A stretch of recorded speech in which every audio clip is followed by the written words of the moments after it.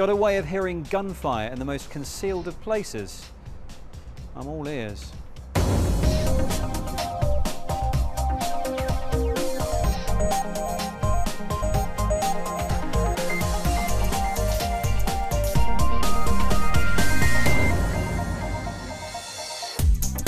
This week on Click, we're listening out for the latest tech being used in the battle against gun crime.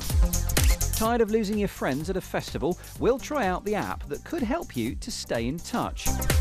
There's yet more E3 video games madness, and we have the app that aims to keep you dry in Webscape.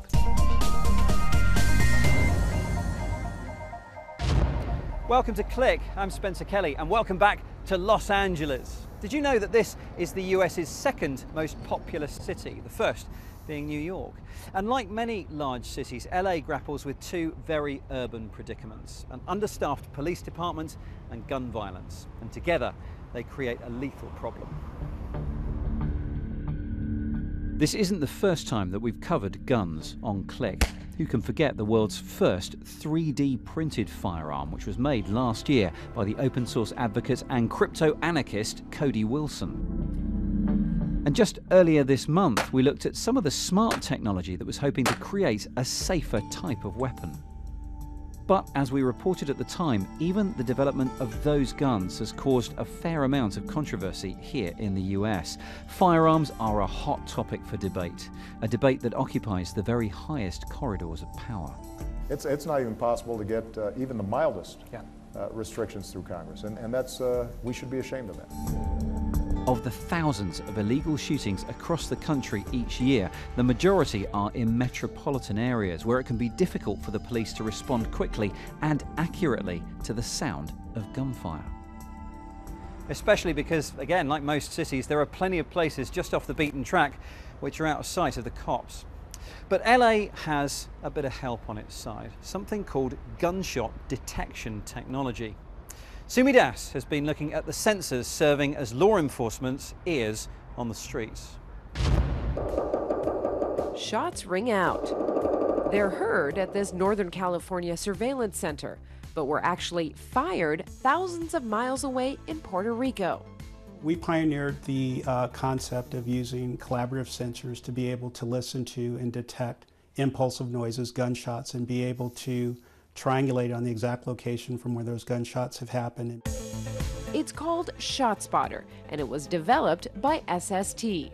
When a gun is fired outdoors in one of the 80 places where ShotSpotter sensors are installed, an alert is triggered. I guess I'm wondering how many times it might make a mistake, how often the technology might mistake fireworks or a car that's backfiring for a gunshot. Yeah, the computer's actually about 80% accurate, and that's why we put the human into the loop. Acoustic experts at SST's Incident Review Center verified that the noises are indeed gunshots. They further pinpoint the shooter's location, then send that information to local authorities, all in less than a minute. If we can get police out there quicker, perhaps when the perpetrators are still there, or collect evidence quicker, get to victims quicker, that will have long-term benefits for the overall crime rate. The sensors, which SST couldn't show us for security reasons, are mounted high on rooftops or utility poles to prevent tampering. They use GPS to establish the exact time of gunfire. That sound will arrive at each sensor at a different time. We use that time difference to start drawing hyperbolas. Where the hyperbolas intersect is the solution of where our shooter is. For law enforcement, ShotSpotter offers an extra ear to the ground, but that advantage is lost when a shooter enters a building. So SST is piloting an indoor gunshot detection system called Site Secure to be used in places like airports and schools. And because this is automated, they can initiate protocols. For instance, if this were a school, they could initiate a lockdown process. But real-time information carries a cost. Oakland, California struggles with street violence, yet it's considering scrapping its outdoor ShotSpotter system, which runs $260,000 a year. privacy advocates are critical of ShotSpotter's constant monitoring. We know that ShotSpotter can pick up conversations, but I would like to know more about the capabilities of the equipment. How exactly are the microphones activated? Where is the data going? Who is reviewing it? Still, some cities, like San Francisco, are expanding ShotSpotter coverage. Without ShotSpotter, we're dependent upon someone to call 911. We would be responding to where that person called from, not necessarily where the shots actually came from. ShotSpotter data is also admissible in court and has been used to obtain convictions. Even with these benefits, though, the question remains, can ShotSpotter make a difference as authorities take aim at the growing problem of gun violence?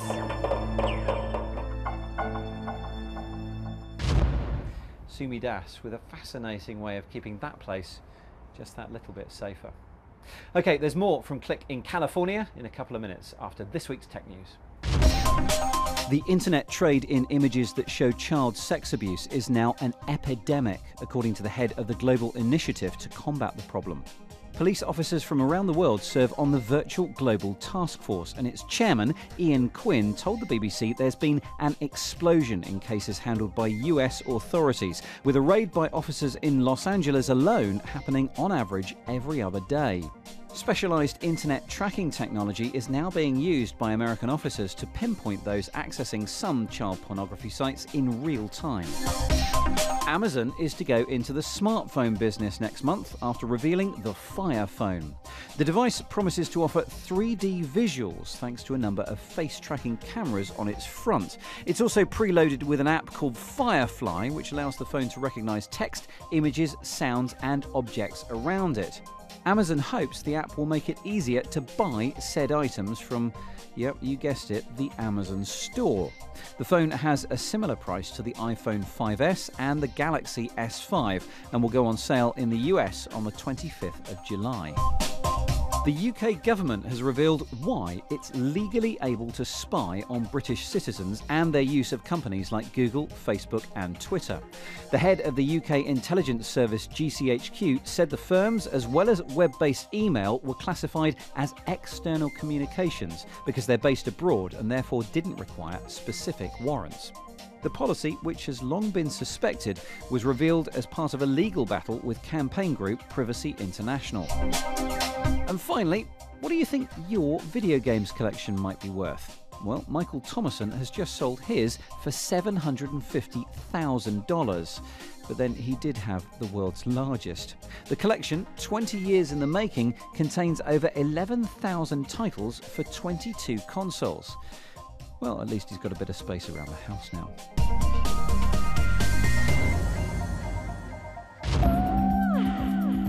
Now, if you're into the World Cup, and apparently it is possible to like football and tech, here's something that could broaden your perspective on just how bonkers host nation Brazil goes over the tournament. Every 4 years, Brazilian communities get together and paint the town red, green, yellow, and blue. In fact, entire streets get a makeover, and this year you can explore those designs using Google's Street View. This tradition in Brazil goes back 30 years ago, where community, they get together and they decorate, they paint the streets with Brazil flag colors to wait for the games. It's a street art made by soccer fans, so it has a lot of passion, it's a lot of fun. It's a community get together. See, it almost makes you feel like you're there. All I need now is some vague understanding of the rules of football. But if you've ever been to a massive event and you've tried to call your mate somewhere else within the grounds, you'll know that getting a signal can sometimes be nearly impossible due to all the phones overloading the system. Well, perhaps no longer. Apple recently introduced a networking technology which some are saying could herald the second mobile revolution. Here's Richard Taylor. Festivals, a time to let loose and make new connections. This tech-savvy crowd is at the cutting edge of communications, and yet ironically the term contactless here refers to more than cash payments. Simply sending a text message to a friend across the park could be nigh on impossible, as mobile cell towers get overloaded by the weight of partygoers. Now though, the sheer volume of people using smartphones can itself bridge the problem it created. Each handset would become a point in a mesh network, a technology recently enabled in Apple's iOS 7, opening the door to an entirely new class of apps. This is FireChat, a totally free Android and iOS messaging app with a twist. With FireChat, you can actually use it when you are in places where normally you don't have internet access. So it can be in the train, on an airplane, at a stadium, for example. Or indeed anywhere else in what would otherwise be a communications black hole.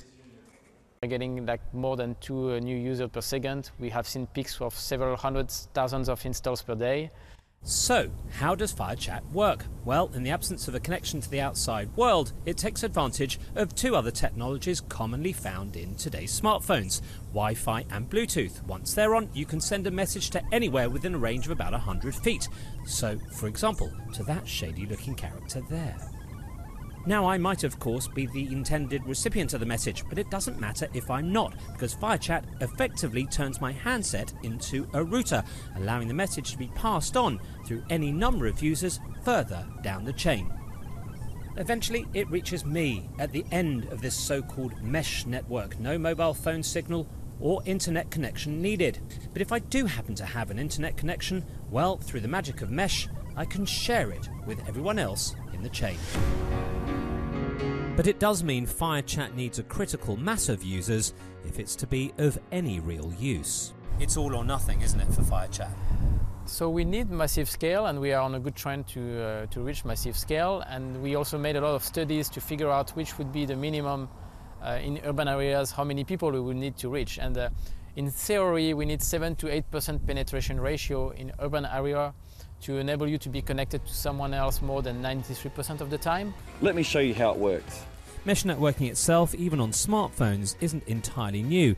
An Australian researcher has been working on a solution for a few years, stressing its use in remote areas or disaster zones, where connectivity has been severed. But the tech can be put to other ends too, used for example by groups wanting to keep their communications completely concealed from the prying eyes of the authorities.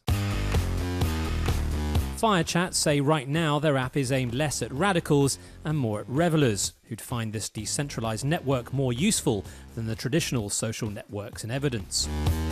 But if or when it becomes truly mainstream, that's when both its full potential and pitfalls will emerge. It's certainly an intriguing idea. The FireChat founder telling Richard Taylor, in all his various persona and outfits, why he thinks off-the-grid communications could be a winner. And when messages become encrypted, that's when I think we'll be hearing just a bit more about this. Last week we brought you the big announcements from the E3 video game show that was held here in LA, and we looked in detail at the virtual reality headsets which are threatening to swallow your face and project you into a fantasy world. This week we're going to take a closer look at the big new games that were announced at the show. Now we've finally found Mark Cieslak again and confiscated his games console. New games, loads of them, for new consoles, of which there aren't loads, just 2. The success of this console generation rests on the simulated shoulders of the games on show inside the cavernous halls of the LA Convention Center. So, 2 relatively new consoles, the Xbox One and PS4, with a lot to prove. It's fortunate then that this year's E3 is a vintage one in terms of games which have the potential to exploit the promised power of the next generation. Nice! Here's the situation. A contaminated energy drink has turned everyone into mutants. The Dayglow comic strip stylings and free-running inspired gameplay of third-person shooter Sunset Overdrive are the tip of the unusual iceberg for this Xbox One exclusive. The player must make use of increasingly weird weapons, chaining moves to perform ever more devastating attacks. There's more third-person combat on offer in Tom Clancy's The Division. Special forces types operate in a post-plague-ridden New York City. Smart tactics and stealth are rewarded over shoot first, ask, doesn't this environment feel a bit inspired by I Am Legend? Questions later. Dude, check out Manhattan.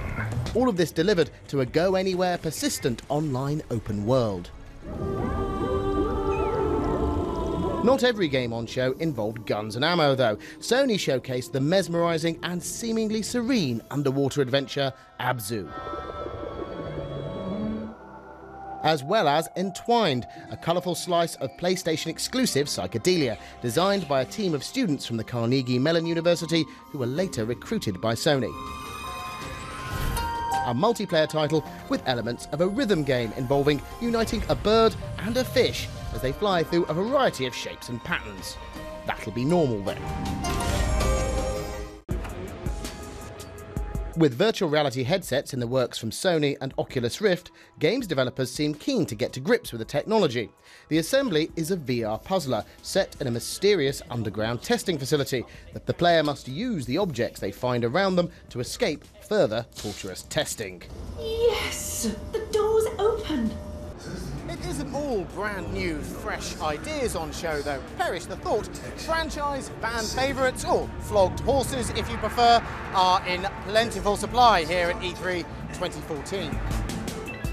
Shoot things up a mountain in Ubisoft's Far Cry 4.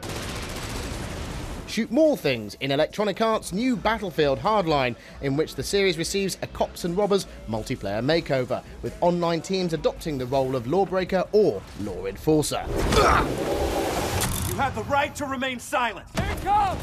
Whoa! The biggest shooting things franchise of them all is, of course, Activision's Call of Duty, or COD to its friends. Set in the near future, this year's instalment is called Advanced Warfare. It's had a futuristic facelift, now featuring exosuits which allow the player to jump tall buildings in a single bound, as well as a villainous turn from Kevin Spacey. And that's where I come in. Its sci-fi stylings are clearly an attempt to keep the series fresh, but can COD maintain its successful streak? I think we got a lot of the same questions when the franchise moved from World War II to modern. People thought of it at that time as a World War II franchise. And then the shift to modern opened up all kinds of new possibilities, all kinds of new interactions, all kinds of new weapons, all kinds of new capabilities. And the move to the near future has done the same thing.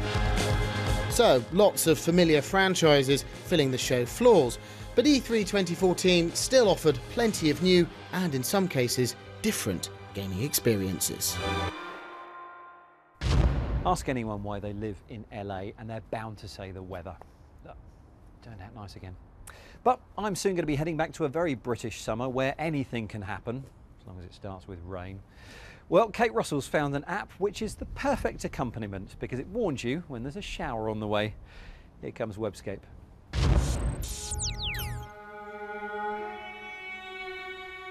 With the picnic season in full swing, the one thing that is bound to spoil a day out is an unexpected downpour, drenching you and your cheese and pickle sandwiches. Rain Alarm is a browser-based tool that will warn you if there's bad weather heading your way, like rain or snow. Why does it always rain on me? The data comes from government weather services and is updated every 30 minutes. Now you'll need to check under the Help button to see if the country you want to check out is covered, but if it is, you should never get caught in a sudden downpour again.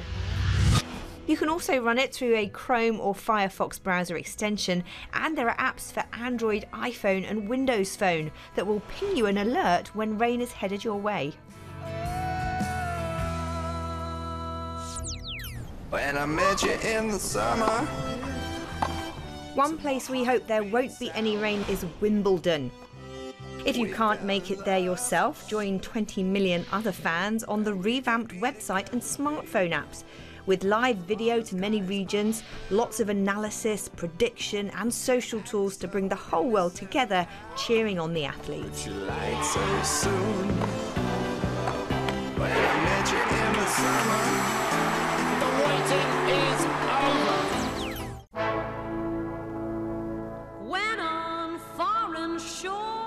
His History buffs will love the gorgeous interactive content in Roman Ruins HD, which is only available on iPad for £6.99.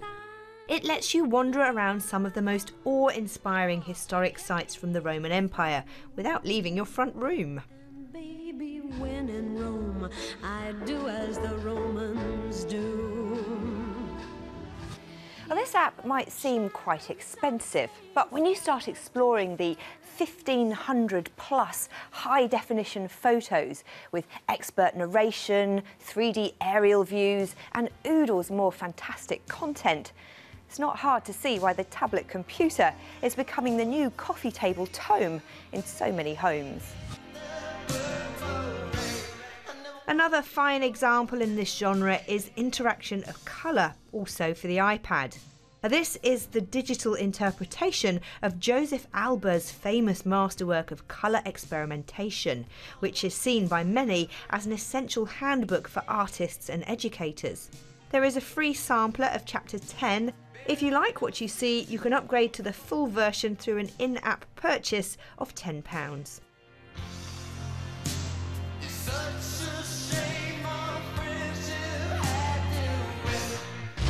Kate Russell's Webscape, and if you miss those links, they are available, of course, at our website, bbc.co.uk/click. If you'd like to suggest an app or a site for Webscape, you're more than welcome. We are at BBC Click on Twitter, and on the email, we're click@bbc.co.uk. And just before we go, we thought you might enjoy this. Now, if you're into your running, skateboarding or motocross, I'm sure you've fancied videoing yourself as you break the sound barrier, defy gravity, or in my case, just stay upright. Well, a drone would be the ideal thing to use, and certainly drone selfies, or dronies, are becoming more popular, except for the fact that piloting one whilst you yourself are airborne isn't really that possible. Well, look out, because here comes Hexo Plus, the drone that flies itself. Just choose the subject and Hexo Plus will keep them in shot and follow them as they move, sometimes flying at speeds of up to 70 kilometers an hour to keep up with them. Although at the moment it does only have 15 minutes of battery life, so I obviously couldn't take it on my morning marathon around LA. Anyway, the project is currently in Kickstarter mode and it's already raised over 6 times its $50,000 goal. And if it does live up to its promise, we could certainly see some very high-action dronies in the future. I'm afraid that really is it, though, from California. Thank you very much for watching, and we'll see you next time.